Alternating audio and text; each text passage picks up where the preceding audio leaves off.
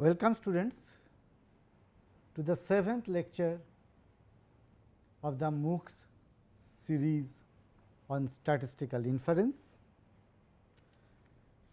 In the last 6 lectures, I have covered some very basics of statistical inference, including simple random sampling with replacement and without replacement, and also some probability distributions, namely chi-square, t and f, which are very important from the inference point of view, as we will see later. Now, let us look at some basics of statistical inference.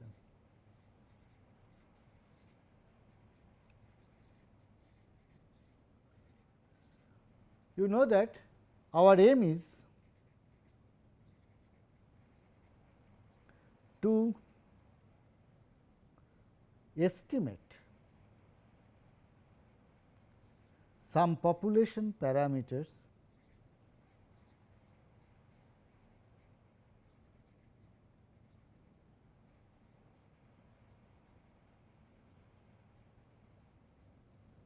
with the help of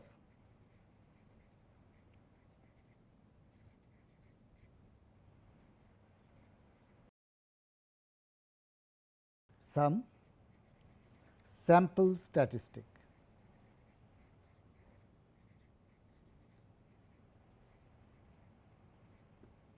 So, if theta is a parameter of the population,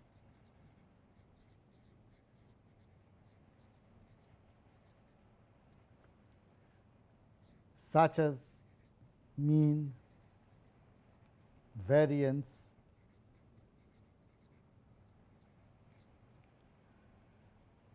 and we want to estimate the value of theta,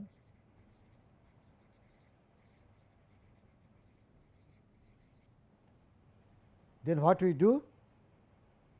First, we take a sample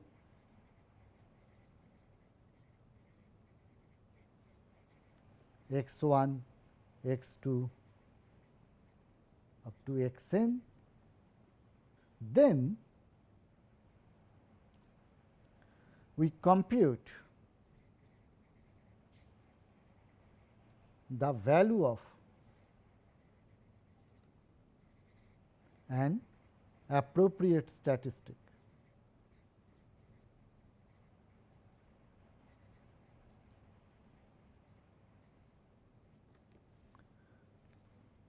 Let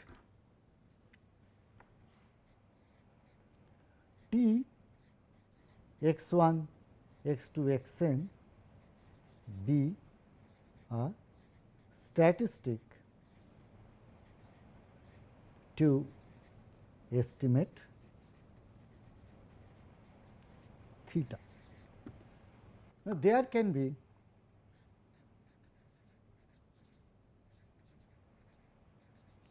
many different functions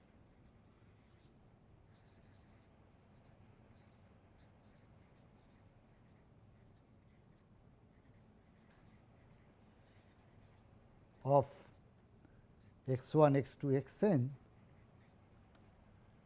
that we can compute.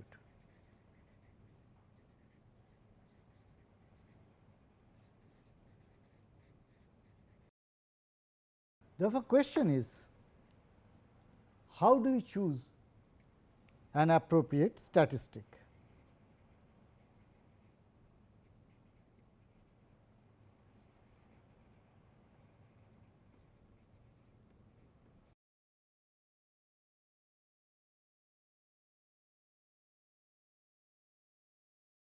Therefore,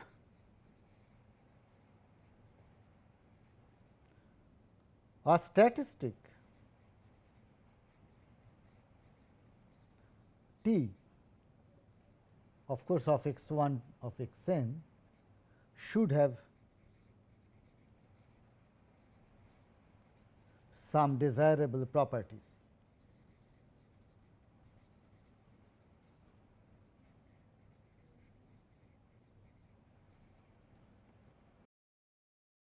I talk about the simplest of the property and easiest of the property to understand.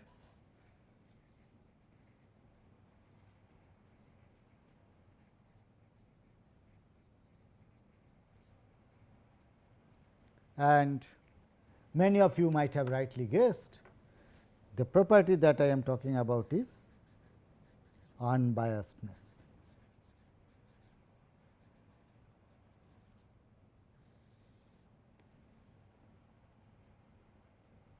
What does it mean? A statistic T x 1 f 2 x n is said to be unbiased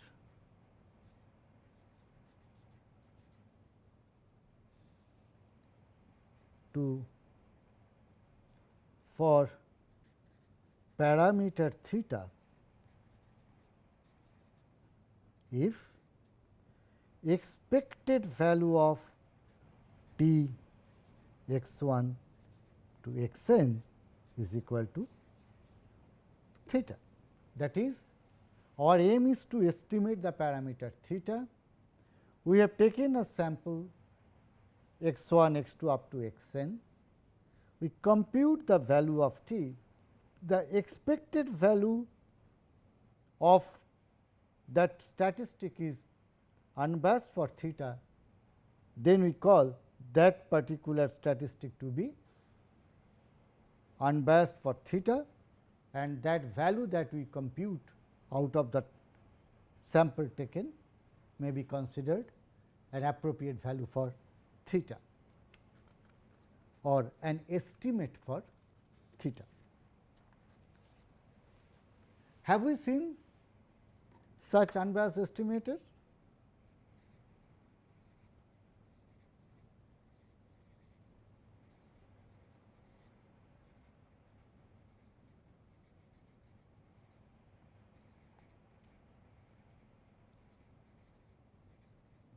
What do you think? Yes, we did. For example, consider simple random sampling with replacement from a finite population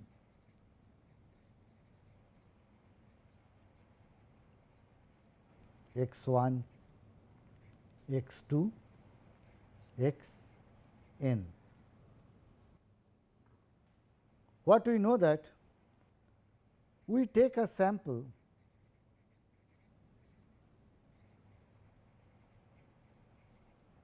x 1, x 2, x n.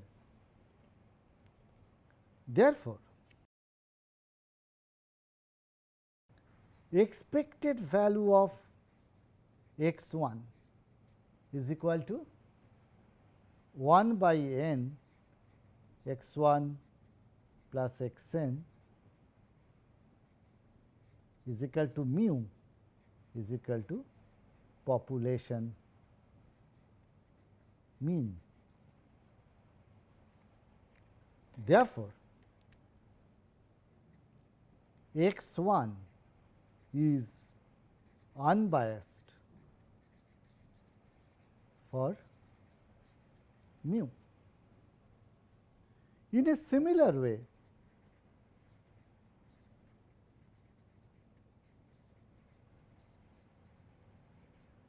each x I is equal to 2 to n is also unbiased for mu, because expected value of each x I is going to be population mean. And this is true not for simple random sampling with replacement. Even if we do without replacement, we have seen earlier that each one of them will actually be an unbiased estimator for mu, because each x I, irrespective of whether it is with replacement or without replacement, will take the values x 1, x 2 and x capital N, each with probability 1 by n.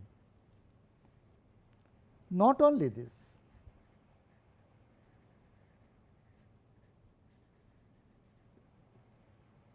can you find some other unbiased estimator for mu? So, I give you a few. Consider x 1 plus 2 x 2 by 3. What is going to be its expectation? Its expectation is going to be, for this x 1 will get mu, from this x 2 will get 2 mu. So, the sum is 3 mu divided by 3 is equal to mu. In a similar way, let us consider x 1 plus x 3 plus 2 x 5 plus x 10 divided by 10. What will be its expectation? So, expectation of x 1 will be mu, this will give another mu, this will give 2 mu and this will give 6 mu. So, the sum is going to be 10 mu, that divided by 10 is equal to mu. In fact, if we consider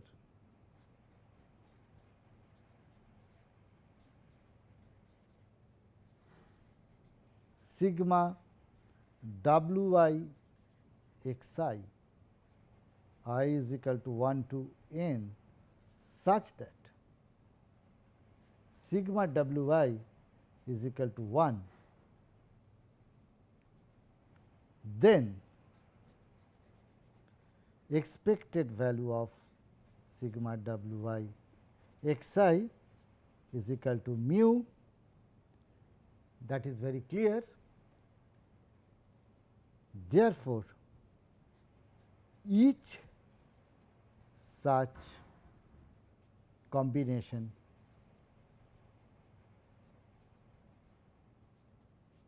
gives an unbiased estimator for mu. Thus, we can see we can find many different unbiased estimator. Therefore, the question is, which of the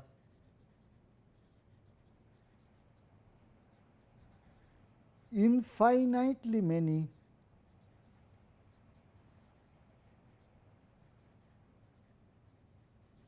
unbiased estimators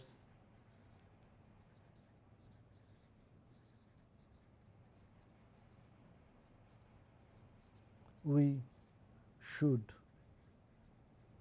use as an estimate for mu. The most important concept here is the variance of the estimator.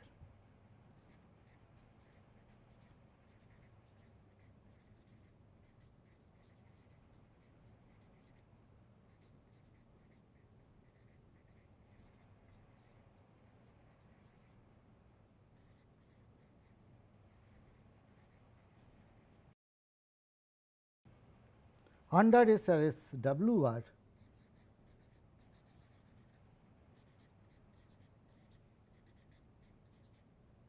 all the samples are independent.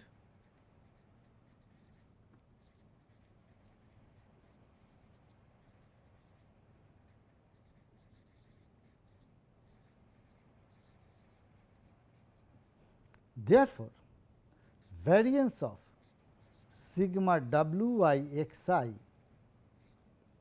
is equal to 1 to n is equal to sigma wi square I is equal to 1 to n into sigma square, where sigma square is the population variance.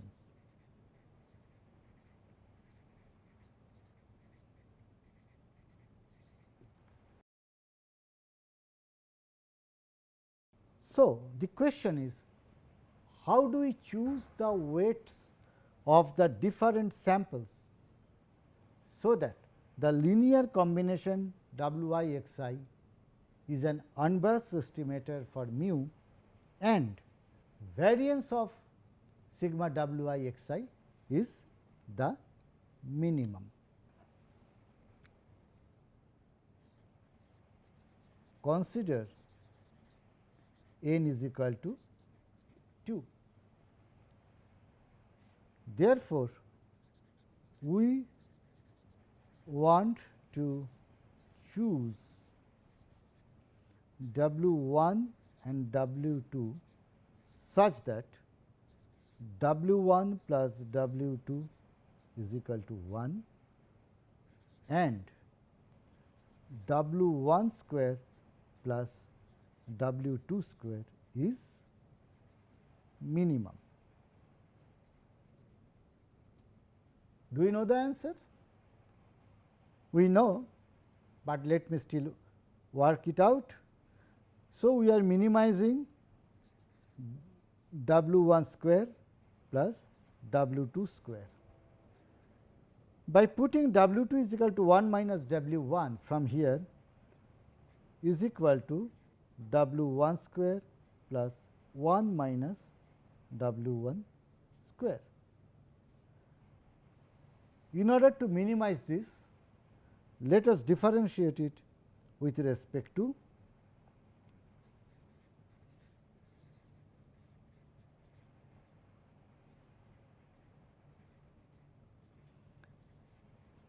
W1.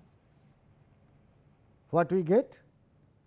2 times W1 plus 2 times 1 minus W1 into minus 1, because of this minus sign, is equal to 0, or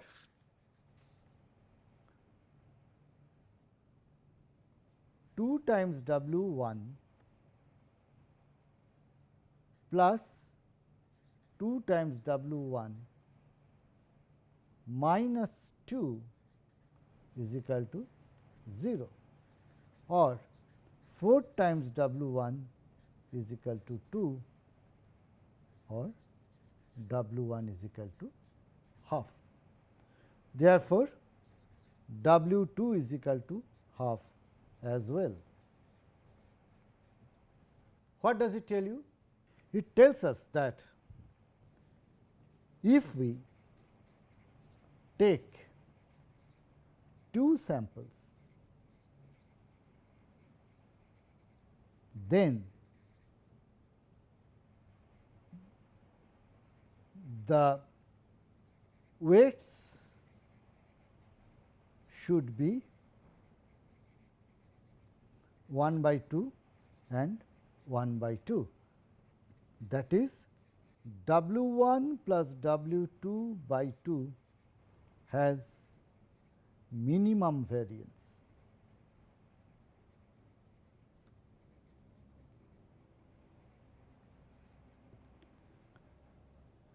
And what is going to be that variance? We know that that variance is going to be sigma square by 2. Or in other words, if I take 2 samples, then arithmetic mean of the samples values is going to be the minimum variance unbiased estimated for mu. Similarly, we can show that if we take n samples,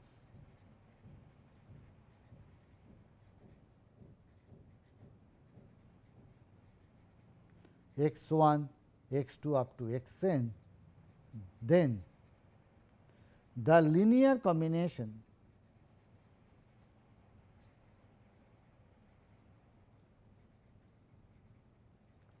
that gives the minimum variance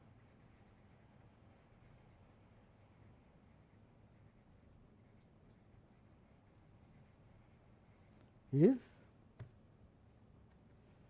x 1 plus x 2 plus x n by n, that is x bar, that is the sample mean.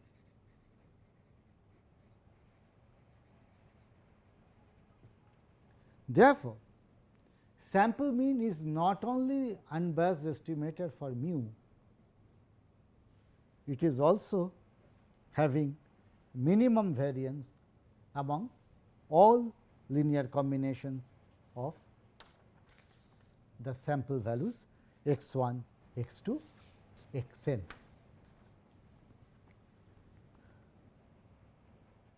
If we consider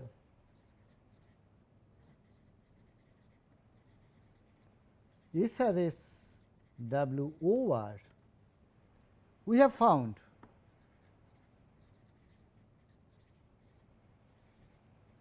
what is the variance of x bar? Do you remember? It is sigma square by n into 1 minus n minus 1 upon n minus 1. What does it mean? It means that as n increases,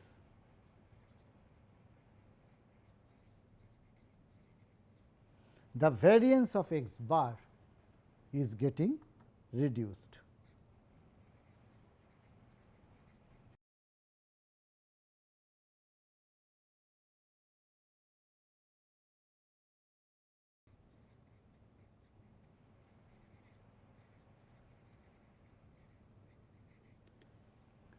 Because as n increases, this value decreases, and not only this value decreases, as n minus 1 increases, 1 minus n minus 1 upon capital N minus 1 also decreases.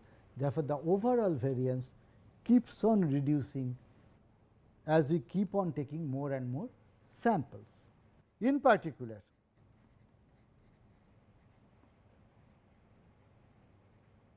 if n is equal to capital N, that means my population size is capital N, I am taking small n many samples, but basically here I am saying that I am taking capital N many samples, and since it is SRS WOR, what does it mean?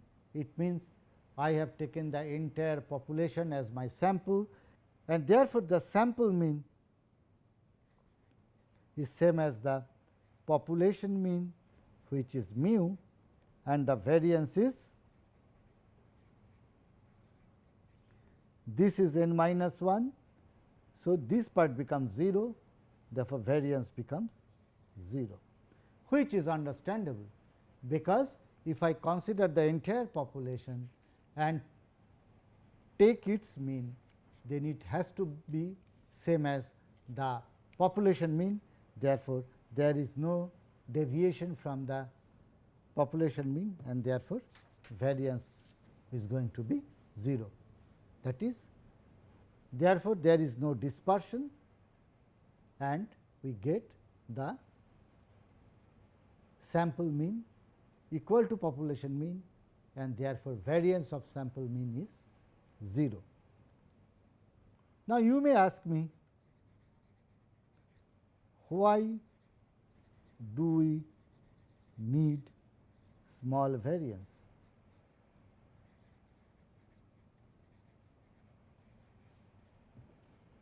because variance is a measure of dispersion.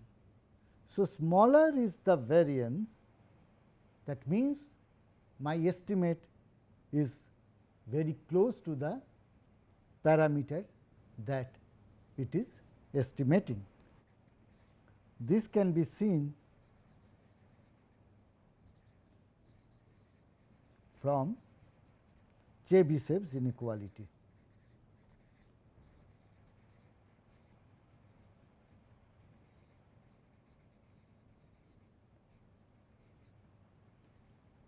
Are you familiar with Chebyshev's inequality?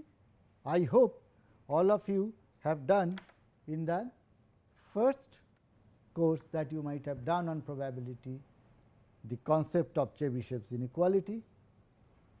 If you do not know, I am keeping it as a practice problem in the tutorial sheet 1. You should try and prove Chebyshev's inequality. This is not to be graded by us, it is for your own knowledge that you try to prove Chebyshev's inequality by studying some material. If we cannot, we will upload the solution. But the Chebyshev's inequality says that if expectation of x is equal to mu, then probability modulus of x minus mu greater than epsilon is less than equal to variance of x upon epsilon square. That means, if mu is the expectation, that probability x minus mu greater than epsilon. So, if we take this epsilon, that means that the probability that x will lie outside this limit, that is going to be less than equal to variance of x upon epsilon square. Therefore, as variance of x gets smaller, the probability that it is going beyond that gets smaller, or in other words, it says that x will remain within epsilon distance of the mean, that probability increases if the variance of x gets smaller. Now, in practice, mostly we get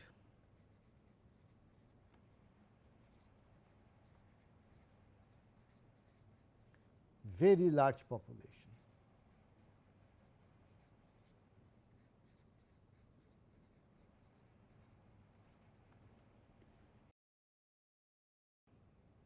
We are sampling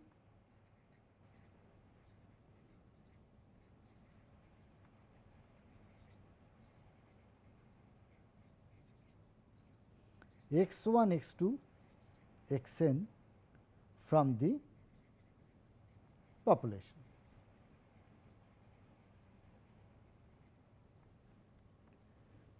Obviously, if the population is large, we cannot take a very small sample.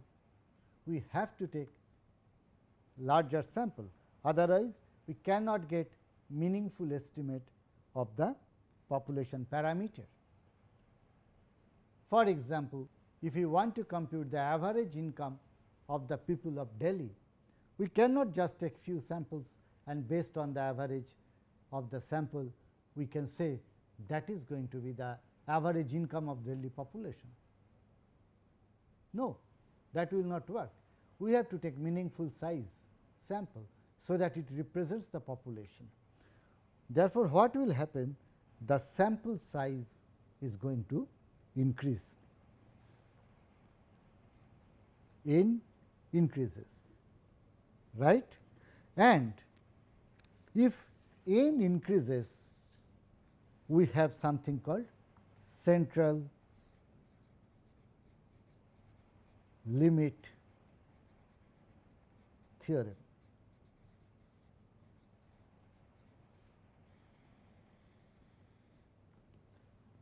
Again, I expect all of you have some basic idea of central limit theorem.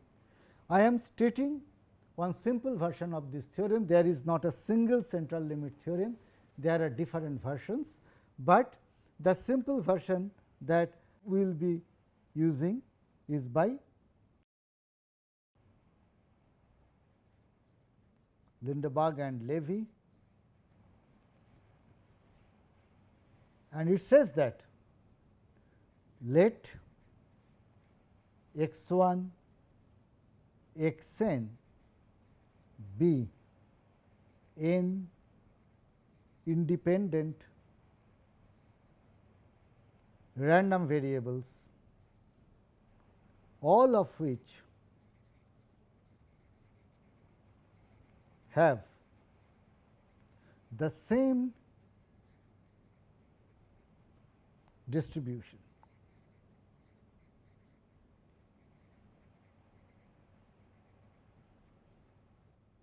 Let expected value of x I is equal to mu and variance of x I is equal to sigma square for all I. What does it mean? It means that each of the x I has the same expectation, each of the x I has the same variance. Then consider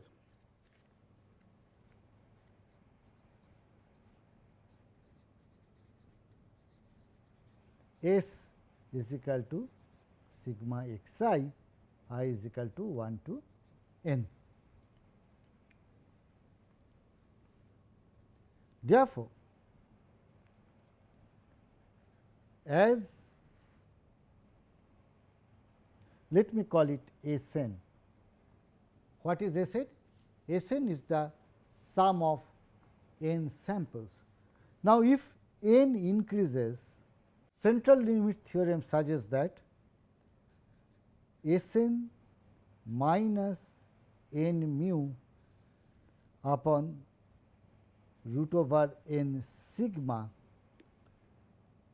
converges to normal 0 1 in distribution.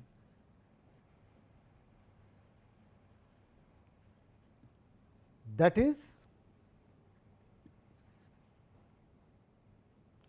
if we call this to be T n, probability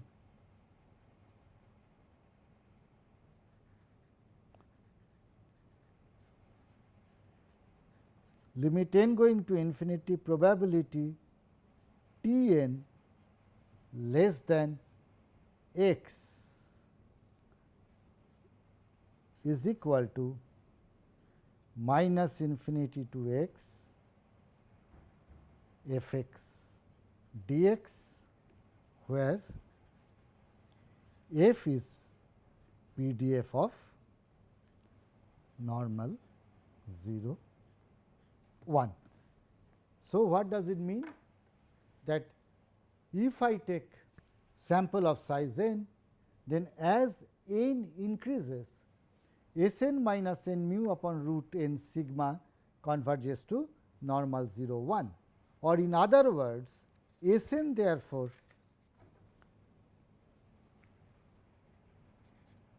converges to normal with mean n mu and variance in sigma square.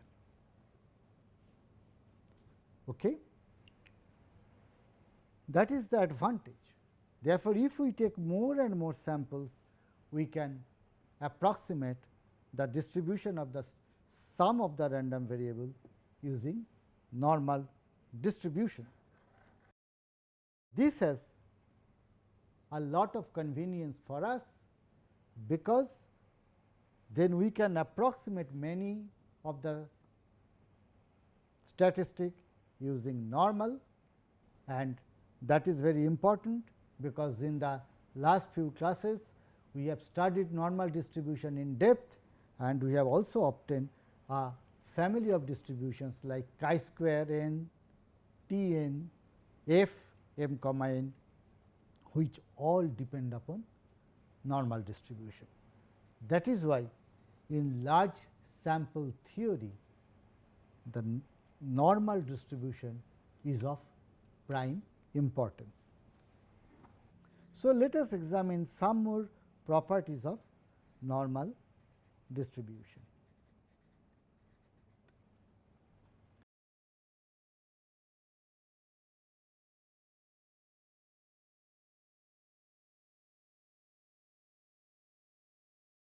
What we have seen? We have seen that if x is normal with mu sigma square, then a plus b x is normal with a plus b mu comma b square sigma square. This is something that we have already proved. Now, let us consider a different problem. If x 1 and x 2 are normal 0 1 and independent, what is the distribution of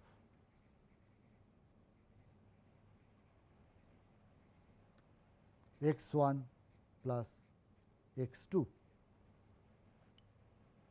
This is very simple, because we know that moment generating function of x 1 plus x 2 is equal to moment generating function of x 1 multiplied by moment generating function of x 2, and we know that moment generating function of x 1 is e to the power t square by 2. Similarly, MGF of x 2 e to the power t square by 2.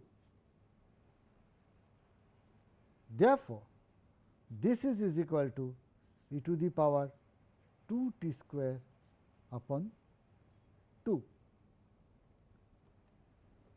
is equal to e to the power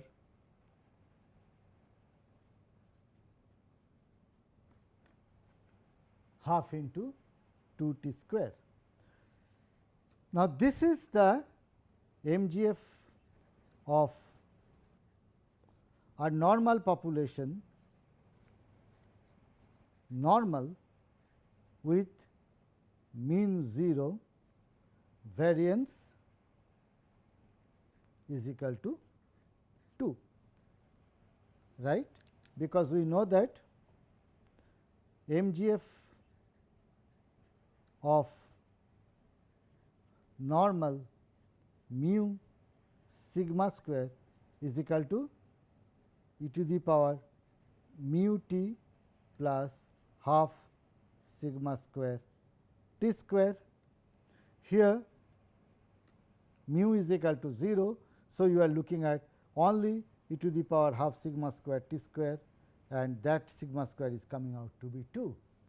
Therefore, x 1 plus x 2 distributed as with mean 0 and variance 2. We can even elaborate it more further. Suppose we consider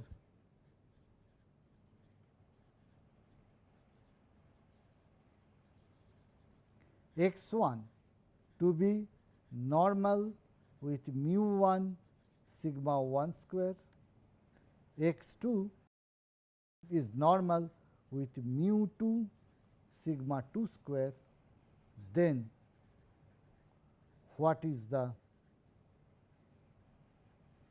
distribution of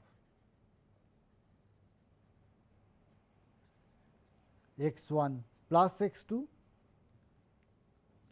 As before, MGF of x 1 plus x 2 at t is equal to e to the power mu 1 t plus half sigma 1 square t square multiplied by e to the power mu 2 t plus half sigma 2 square t square.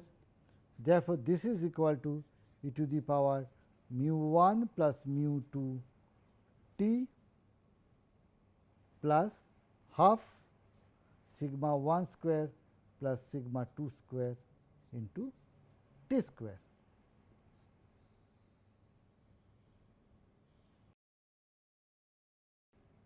Therefore, it says that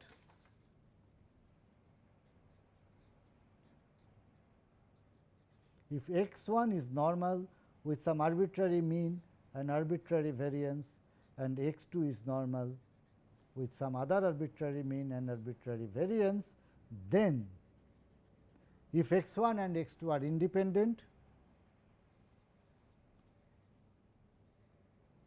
then x 1 plus x 2 is distributed as normal with mu 1 plus mu 2 and variance with sigma 1 square plus sigma 2 square.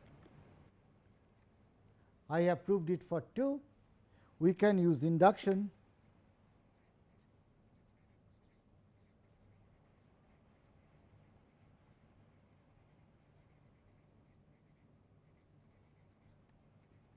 that if x 1, x 2, x n are independent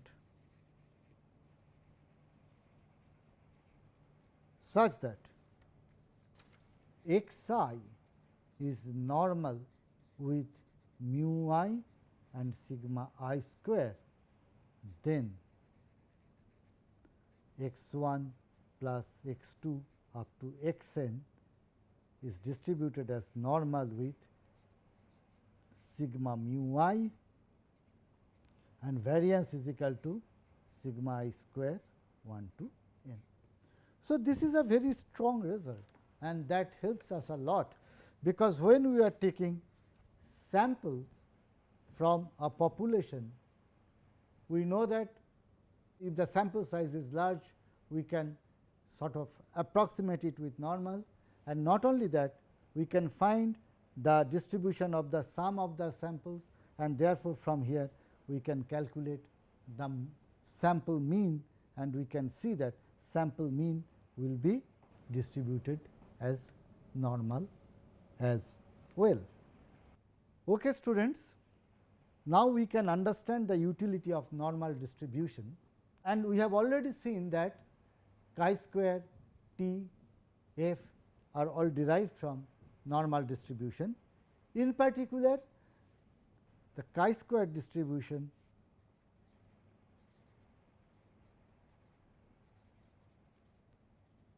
is very important,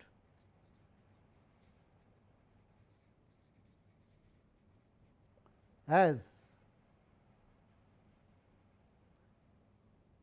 it is defined as sum of square of normal 0 1 variates.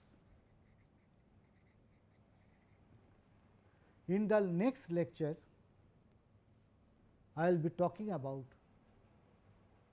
estimation of sigma square, which is the population variance, and we will be seeing that we can use chi-square distribution there for estimating the population variance. So far what we have studied, that if x 1, x 2, x n are samples from normal distribution, then sigma x I is normal with mean is equal to n mu and variance is equal to sigma square by variance is equal to n sigma square. Therefore, x bar, which is sigma xi by n, will be distributed as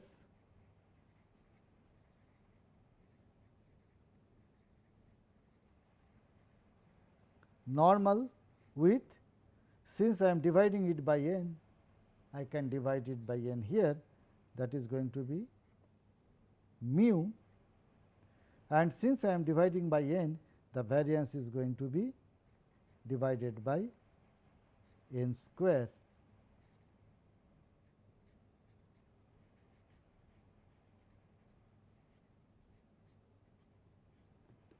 Therefore, sample mean or expectation of sample mean is going to be mu, or sample mean is going to be an unbiased estimator for population mean, and as n increases, the variance will be decreasing. So far we got an estimator for population mean. Our next target is population variance, that is sigma square, and therefore, we need to find estimate for sigma square. So, I stop here now. In the next lecture, I shall talk about how to find unbiased estimator for sigma square, which is the population variance. Thank you.